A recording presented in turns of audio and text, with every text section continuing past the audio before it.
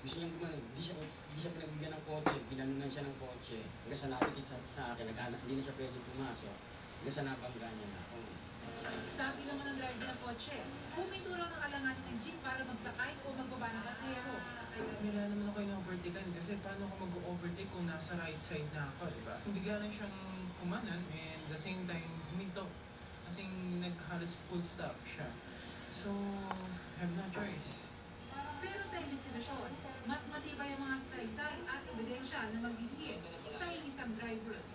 Ang mali dito yung civic Honda. Tama na sasakyan ng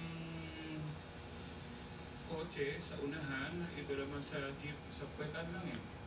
At alleged, nakainom daw.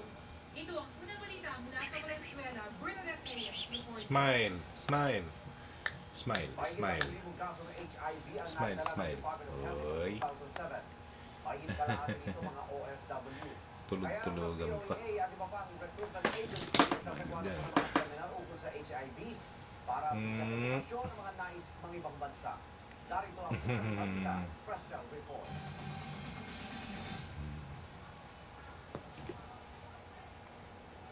Hindi birong proseso para makapagtrabaho abroad. Smile. Dahil ang iba't ibang papeles na kailangan kumpletuhin bago isumite sa mga kinaukulan.